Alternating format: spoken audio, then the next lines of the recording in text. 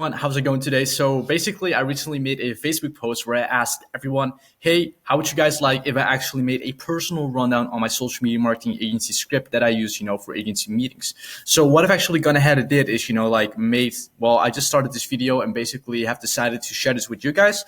So this is going to be really exciting because I don't think you'll be seeing this in either any YouTube video, to be frank with you, or any other program that covers this. And this has actually been the game changer for me. Okay.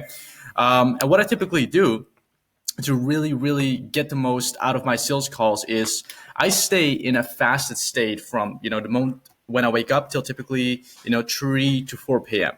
Right. And if you've never done it, it may be kind of a stretch to, stay fasted until 3 to 4 p.m. But this is what I always do. And that's why I always base my availability around, the morning until that time, essentially. So number one, I'm in a fasted state. And when I'm in a fasted state, I always take a caffeinated drink. Right? Because what this really does with you, it allows your blood sugar levels to just be on a stable level. Your body isn't ingesting anything, and you actually have great energy when you take a caffeinated drink on an empty stomach. And obviously, people that are sensitive to caffeine, right, just take it moderately, don't abuse it. The reason why I'm saying this is because I'm doing this myself, and this has, changed really the game for me with a lot of sales calls, with, just being in a good state when it comes down to energy. Okay, and then just some simple things. So, number one, good Wi-Fi connection, right? So imagine you're actually going for the close. It's a good fit and it can be, done within 1 or 2 calls, and you state the price. And then the prospect hears it and the call ends. Well, that could be really bad news, right? So you really just want to make sure you have good Wi-Fi connection. Or you sound constantly distorted throughout the whole conversation, right? That's also kind of bad news because it's kind of just unprofessional. So just really make sure you have a good Wi-Fi connection so it doesn't happen. And just simply work in headphones. You are in a quiet environment, right? You don't want to be sitting in Starbucks or McDonald's when you're doing your sales call. It's kind of then again, it's just unprofessional. And you also want to make sure if you had, a sales call before the next sales call, you just want to lose the emotional baggage and, not bring their mindset into your next one because, that's just going to be a bad reference point for, the next opportunity you had. And this is a big one. Detaching from the outcome, right? Because a lot of people, especially startup agency owners, they, hop on a call and all they think about is closing the person. They don't even think about the long-term relationship they may be establishing with the person on the phone. They just, are solely focused on the outcome. So what you really want to do is detach from the outcome. So basically just lose the expectations, right? Lose the expectations. And even if you walk away with nothing, you should be happy because, it was an opportunity and you got experience from that opportunity, which you can learn from, right? Or it's not even you. It may be just a prospect that is, having a bad timing when it comes down to investing into a marketing agency or anything like that. So really the point here is just detach from the outcome and really just lose it from your head. Because I think this is a great example. So let's say you want to make 6K a month with your agency in 3 months. And imagine if it doesn't happen in 3 months. You're going to be extremely disappointed, and you're also going to be sad because you had an expectation and, you didn't meet it. So really detaching from the outcome, giving yourself room whether to win or lose, right? And not even actually making it matter is key. Okay. So make sure you detach from the outcome. I actually recommend one of my friends that talks about this deeply. His name is Quasi Yo here. Find him on YouTube. He's great at what he does, and he really talks deeply about this. I'm also in this program. So basically, last thing I want to give to you is record your sales calls, right? If you have a coach, if you're in a program with a community, people that are on a higher level than you can essentially just give you feedback on your sales calls, right? And this feedback is going to be crucial specifically to you because if you make a certain mistake and someone that's a little bit above you or has more experience simply than you, is just one step ahead, can give you great feedback so you can essentially not make that, mistake again, right? So that's why you really want to record your sales calls, right? Really see why you lose some sales calls and see why you win some sales calls, okay? So when I start a meeting is I just literally started with a happy tonality, right? Obviously not extremely fake happy. I always make sure I started off with a good vibe, the ice gets broken and there's, uncomfort is basically erased, right? I remember when I had extreme anxiety, I was always, dreaded to hop on the sales calls, but right now it's just a lot of fun. So, for people just starting out, I know this may be a little harder, but just try to really do that. And it's also going to be way more fun for you if you actually, get kind of loose in the sales call to a certain extent, right? So started with a happy tonality. And I would typically just say when someone hops on the sales call, we just say hey John, how's it going today? Like instead of hey John, how's it going today? Right? Like there's a few micro things that comes down to making a good sales call, right? So you have tonality as well, right? So tonality is actually key, as well as like listening, which is key, and really like taking the 80-20 principle to account. And I'm actually going to talk more extensively about this because I don't just want to make it a script rundown. I really want to show you guys what I do myself and why, calls work so well for me to actually get it to a certain outcome when I'm even detached from it, right? So when someone's talking, you want to ask good questions, right? You just don't want to ask questions purely on the script. Okay, like see the script that serves as a structure, and these are the levels you're going to go down onto. So you start off, obviously, when you're a starter, you start with the script, right? And you typically read off the questions off the script because you just don't know any better, because you don't have any experience. But once you start to get some experience, the script will serve as a structure, right? And you will know when not to ask a certain question or when to ask a certain question, right? And when you're actually on the intermediate level, you don't even need the script, right? Like I typically only use a script. Well, I could honestly just go over here and I would only, when I'm doing the presentation of what we offer in our, agency program for, PE attorneys, then, I will need the script to like be able to disclose it as well as I possibly can, right? So this essentially the levels to look at it. Like that's the way I personally look at it, and that's essentially the levels I've went down onto. So tonality is really key, okay? And also using your emotional intelligence. Okay, so this is really just being able to kind of quote unquote read people, when they're actually ready to be made an offer to or completely not. Or when people are actually with a right intent on the sales call or completely not, right? I just had a sales call and, this person was just completely looking for free value and, using just my emotional intelligence, I've just been able to like, put it to a stop and just move forward with my day so I don't, waste my time, right? So those are just some things I want to like pass over to you guys. Probably talk more extensively on every single one of these because they all carry a huge importance when it comes down to, making a, successful sales call. Okay. So right now I'm just going to go down on the script and, like show you why we ask certain questions. So obviously I just, gave you guys an example on this. So now moving forward onto this. So essentially when you're having, like small talk, you're asking where the person is calling from, how they're doing, what their plans for today. You just like want to kind of cut it and you want to like say perfect so we can get straight to it. And real quick though, is it actually okay if I ask you a couple of questions so we are as sufficient today as possible? And they'll just like typically say okay, right? And you'll just say okay, great, and then you're essentially in the sales call, right? The intent is clear. You want to get to it. You're going to ask them questions and you're going to be listening for 80% of the whole conversation, right? As I just mentioned earlier. So first question we typically ask is what we say, and as I said, guys, I don't read it purely word by word as a script, but I'm just going to do it for the sake of this video. So what I would say is I'm sure you get reached out to a lot. So I'm always curious as to, like, why did you actually respond to me? Like what piqued your interest? And then they're essentially going to like say whether your offer maybe, like interested them a lot or, they're just actively looking for a marketer or, any other legitimate reasoning. So this is the whole purpose of it, right? And then essentially what we ask after, like they've essentially let us know why they're on the call so we can, like go more onto, that specific thing they mentioned. We ask them this question. So what we typically say is just like, the reason we ask this question is to like get a huge summary of like their current situation, right? So we just ask a broad question that is, like, so, hey, John, so what I want to do is I actually want to know about your firm, the challenges you face, what's right in your firm, what's wrong in your firm. And then, like typically based on that, I can just really tailor our strategies based around your needs. So could you like, tell me about all that, please? So that's, essentially I would ask it. But then again, like, as I said, guys, those three levels you go down onto from starter to experienced to intermediate, you're really going to ask the questions really differently based on like, how the person is essentially, right? Because you have some people that just say one sentence and that's it. Or you have some people that talk like extremely extensively.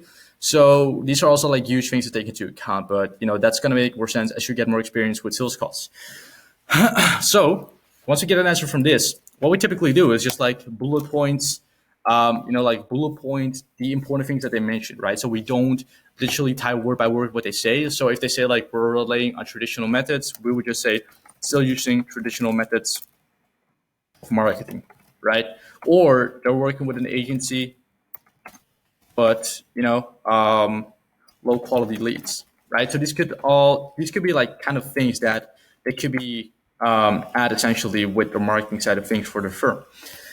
So then we move into the next question, right? But if they say right here that the problem in terms of growth is, like getting low quality leads with the agency we're currently working, then they're already going to give these three answers right over here. And therefore, we wouldn't have to ask this question, right? So that's why you essentially really want to use your own thinking here and not really solely rely on a script, right? Which was my point a few minutes ago.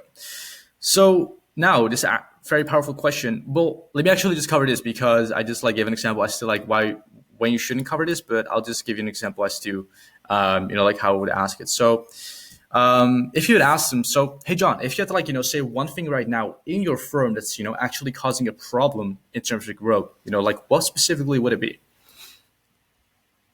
Right. And then they just like mentioned a big bottleneck. And then we could essentially, if they're still not answering really the questions of like what they're really doing to generate new cases, then we would essentially ask, right, very specific question to get an answer to that. So that would be typically be, so John, what are you like doing to generate leads right now?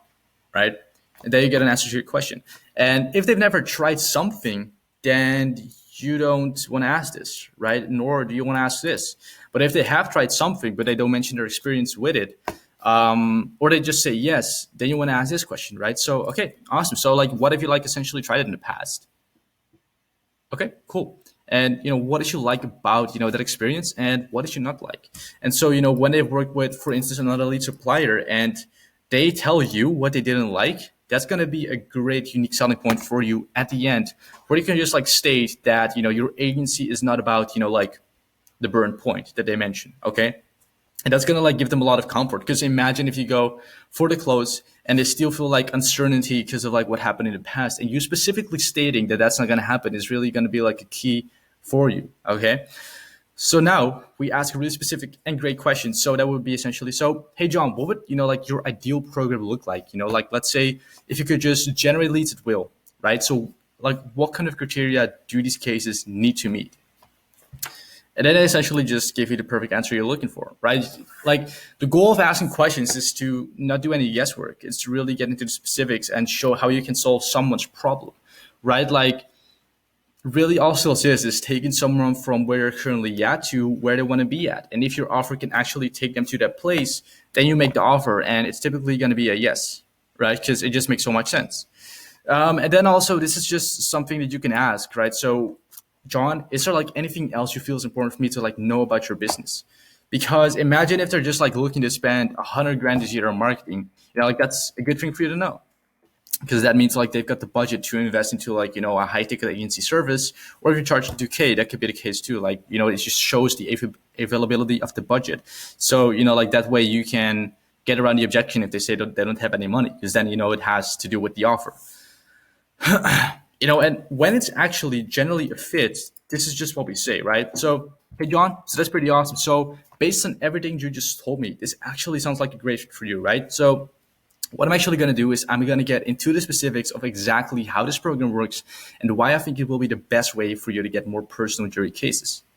So do you mind if I explain to you like how we structure the personal and jury cases program? And then you essentially ask for permission, right? Just as you would do if you're talking with someone on LinkedIn and you ask someone, want me to send you off my calendar? And they say yes. And then, like you get full permission and you just want to go hard at it, right? So I'll show you guys like how we pitch, okay? So, okay, I'll do it right here. So what we basically do, John, is what we actually do is we use artificial intelligence to actually know who has been injured, right, and needs an attorney.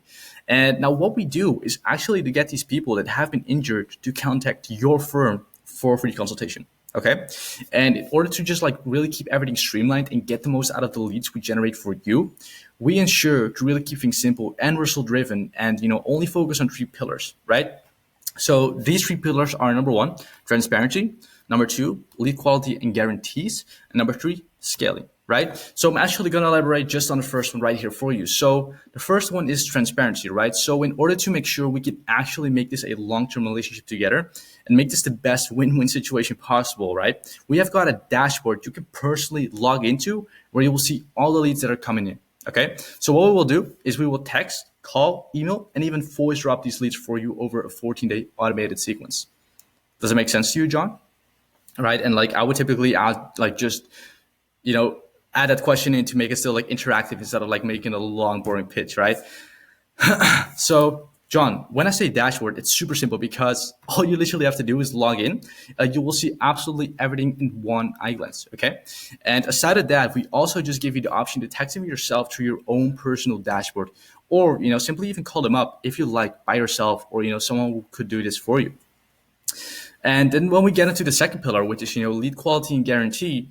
So when it comes down to lead quality and guarantees, here's essentially what we do. So number one, we make sure we get all the leads into your dashboard. Okay, so you can really view them with a glance and see for yourself that these leads, happen in an accident, that they go through a pre-qualification process, that they get to contact you for a free consultation, right? So they can call you up and not the other way around.